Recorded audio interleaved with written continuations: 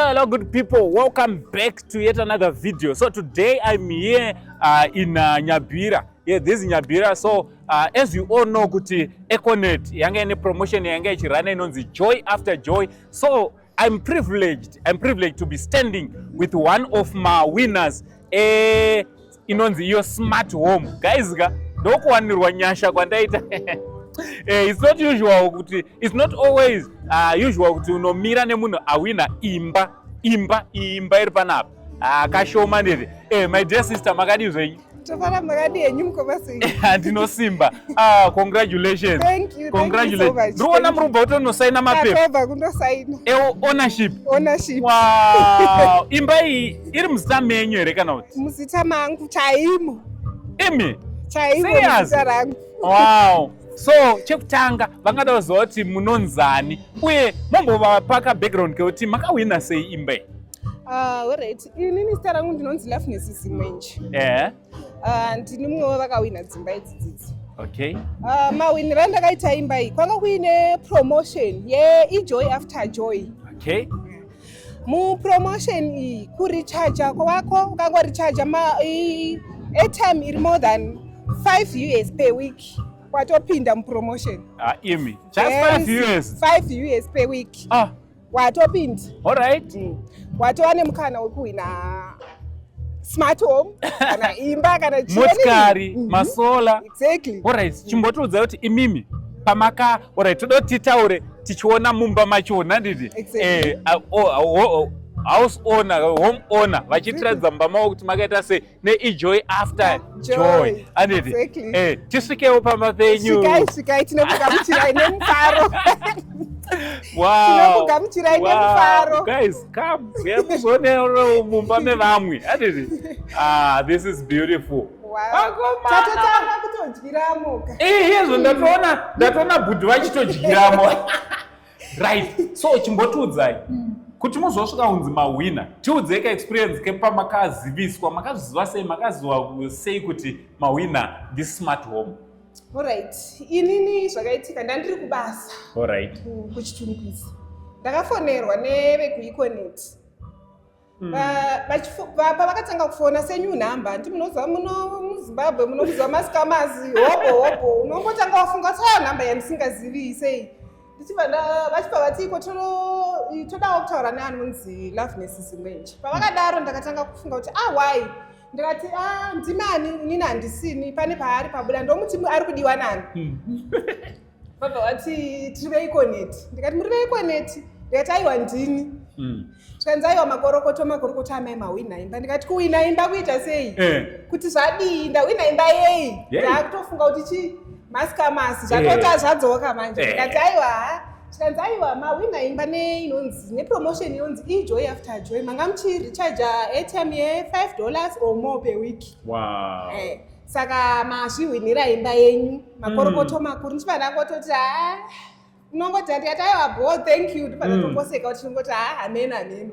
Hazvina kupinda kuti zviriko zveshuwa. Takangotongotiwo Zvegaitinzo ndobva vazoti saka muchafonerwa musi weSaturday muchafonerwa nani naLion Mukandi achakufonerai mokorokotedzwa kuRadio Zimbabwe. Ndikati asi zvinhu ndikati asi muri serious kai? Vakati aiwa zvemakorokota amaike chitumba wina imba tiri kutorevesa. Ndobva ndakatanga kujamba ndikati aiwa tesekani.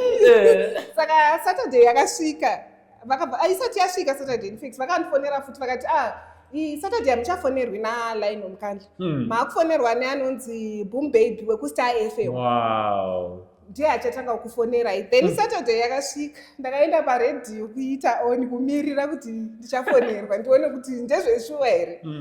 Nguva dzakasvika dzokuti Boom Baby aipinde akandifonera akati makaudzwa here kuti tichakubatai?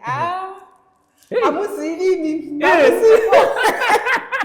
Ndakaenda kujamba nemufaro ndikati zvidi zvitsiriu zvitoriko zvatoitika kaizvizvi. Wow. Akabva andiconnecta kuredio, ndakakorokotedzwa kuredio, ndakafara sterek. Then Tuesday yacho yakazoti tichibva pasara ndichita paTuesday ndichizofonerwa futi nanaline omukandla vachindikorokotedzawo. Aiwa, takabva tatoona kuti zvasimbisika zviriko zvatoita izvi. Vanhu havangazokuvharei paredio. Exactly. Wow, congratulations. Thank you so much. Wow, so this is your new home. This is my new home. Wow. You can see everything is here. Saka muchayozogara kuno here? Tinouya. Makutouya. Ndinotozogara. Yeah, I see kuti murege mu. Apa is it your favorite part of your? This is our kitchen. Right. Our kitchen. Munobika biko. All right. Andinyatogona kubika asi I like it. I like this place. Yeah. I know there's a lady. This is your first tip. Yekutotanga pokutangira. Stove yenyu panapa. Exactly. Yemi. Ma plates edu, ma pots. Kugezera zvinhu zvedu nepamwe futi pokurongedzerawo. Makomana. Zvese zvakarongeka kani zviri in order. Yeah. Mamboona here kuti imba yenyu imimi ine iso alarm. Exactly. Security system. Tazvionera izvo ndozvataakutokonekta manje. Tirikutogadzirisa kuti saka munhu achangopinda asina kuti gogo boy. Hazviti. Security iripo yakawandisa ma-inverter edayo masola. Zvese zviripo. Wow. Eish. Imi, saka imba inoyi inonge ichiti magetsi yobva yati futi masola. Kureva kuti hamumbozoite rima. Hatimbofi takapinda murima. Wow. Chiedza chega. Wow, nema-bedrooms enyu. Ma-bedrooms edu tine ma-bedroom edu. Then ine toilet yedu smart toilet. Wow. Smartest guys, one. yaitizongozvionera. Ameno, kana usiri ku... Wow. Yay. Nekashawa kakanit. Come inside. Wow. Wow, congratulations. Onai dzimba dzevamwe vana. Very smart. Wow. Econet. Econet. Wow. Now we are living the difference. Living the difference. Apa paita apa pasati pavhurwa zvapo but paita futi pamune muchizororera. Takatarisa zvedu vamwe vachifamba muroad. Vachiita zvavari kuita. I'm happy for you. Thank you so I'm much. I'm happy for you. Thank you. No, we thank God. So guys, all you need to do is to be part of my promotions anoitwa Econet. Mvunzo wangu wekupedzisira.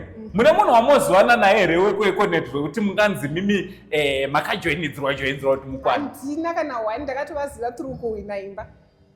Chenyu maingoti kushandisa Econet chete hamuna munhu wamaiziva? Handina kana one. Saka this is real. This is real. Wow. Very real, true. Congratulations. Thank you. Wow, so guys, tiri kungoti wewe kuti uhwine, you have to join my promotions ese Econet. Tichiti joy after joy. Wow, much love and God bless. Thank you.